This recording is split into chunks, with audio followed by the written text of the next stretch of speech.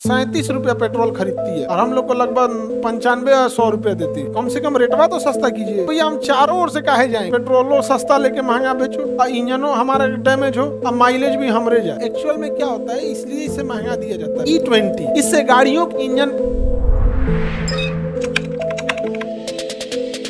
Petrol pump पे petrol भराने जाइए, या तो आपको भारत पेट्रोलियम मिलेगा या तो फिर HP मिलता है। आजकल एगो जियो मिलने लगा, ये रिलायंस का जियो, रिलायंस ग्रुप। तो मेनली यही 3-4 प्लेयर हैं सब। इनका मोनोपोली देखिए एकदम बड़ा हो जाएगा। अभी गवर्नमेंट लगभग ₹37 पेट्रोल खरीदती है और हम लोग को लगभग 95 या 100 रुपया देती है। 100 रुपया और उसका अपना खरीद रही है कितना में? ₹37। हम लोग को किस में दे रही है? 100। 120 कहाँ है जी? तुम गांव में बोतल वाला खरीदा है, तो पेट्रोल पंप वाला रेट होता है कि तो गांव में बोतल पे लौट देता है आगे, वही वाला रेट बता रहा है।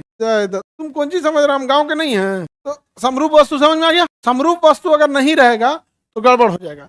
पेट्रोल का एक समरूप वस्तु अभी आया हुआ है मार्केट में, E20 एथेनॉल। 20% क्या मिला दीजिए? एथेनॉल।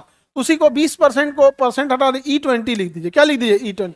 तो एथेनॉल, एथेनॉल क्या है? शराब है। एथेनॉल क्या है? शराब। तो जो शराब पी रहे हैं वही शराब पेट्रोल में मिला दीजिए। इससे क्या हो जाएगा? पेट्रोल का ये क्या है? समरूप वस्तु। एक वक्त आएगा आने वाले समय में, आप देखिएगा कि पेट्रोल में E50 आ जाएगा, यानी आधा पेट्रोल आधा शराब, आधा पेट्रोल और आधा शराब। इससे गाड़ियों के इंजन पे इफेक्ट पड़ता है। गाड़ियों के इंजन पे क्या होता है? इफेक्ट पड़ता है। अब पब्लिक का कहना है कि भाई आप ऑलरेडी पेट्रोल महंगा बेच रहे थे, उसमें आपने मिला दिया एथेनॉल। तो पब्लिक को लगा था कि भाई एथेनॉल मिलाएंगे तो एथेनॉल तो इंडिया में बनता है, इसके लिए हमें बाहर नहीं जाना है, तो कम से कम रेटवा तो सस्ता कीजिए। तो गवर्नमेंट ने रेटो सस्ता नहीं किया। एक तो आप ऑलरेडी ₹37 वाला पेट्रोल 100 रुपया में बेच रहे हैं और उसका 6 रुपया लीटर वाला एथेनॉल भी आपको उसी रेट में बेच रहे हैं। मिला दिए तो सेम रेट हो गया। तो एथेनॉल का अमूमन 6-7 रुपया है और इसका है आपका ₹37 और इसको बेच रहे हैं कितना में? 100, 95-100 में।